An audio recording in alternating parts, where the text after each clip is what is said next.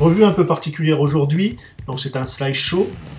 C'est une figurine qui est assez complexe à manipuler au niveau de possibilités, donc c'est pour ça sera que en images. On se retrouve avec du Soul of Shokokin, Daigengar et Osensetter, avec mon super accent le GX46, donc c'est une belle grosse bête composée de 2 robots. Ils font partie de la série des jeux Super Robo War, et on commence tout de suite avec Daigengar. Il est quand même assez grand, si on prend juste au niveau des pointes du casque, ça va nous emmener à quasiment 19 cm. La peinture bleue est vraiment magnifique, un peu pailletée, métallisée, du plus bel effet. On a différentes teintes justement dans cette variante de bleu. Le rouge qui est entre mat et satiné, qui est vraiment toute beauté, ça évite d'avoir du brillant qui se raille facilement. On dispose d'un stand pour placer les pièces non utilisées, que vous soyez avec les 2 robots en mode chevalot, etc., donc des paires de mains. Mais également au niveau des armes, on a un katana, donc quand même assez long, bien sûr. Avec son petit côté samouraï, on va pouvoir lui donner des très belles poses. C'est vrai que, alors il est forcément un petit peu entaché dans les mouvements de l'épaule, mais ça n'empêche pas. Le grand sabre, enfin très grand même.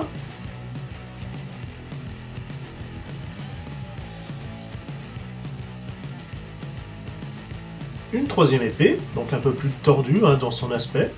Très agressive, celle-ci avec les pointes, que ce soit au niveau de la garde ou simplement de la lame.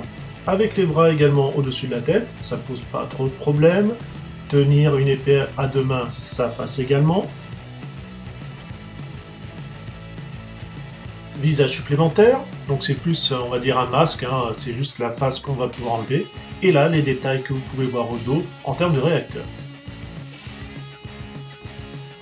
Avec lui, on va rapidement dépasser les 20 cm, vous allez voir pourquoi par la suite. Alors, noir mat, voilà, à nouveau ce petit rouge mat satiné. On voit qu'il est un peu plus trapu, surtout au niveau des épaules. On va pouvoir lui mettre ses boucliers. Et également, vous pouvez voir une espèce de crinière en fond. Les pattes du cheval vont servir de fusil. Bon, ça, c'est pas super esthétique. Mais également, il va avoir une cape. Elle va ainsi retrouver Daigengar. Bon, c'est sûr, ça va un petit peu gêner dans les mouvements. Et on peut voir, grâce au stand, qu'on va pouvoir mettre le cheval un petit peu cabré.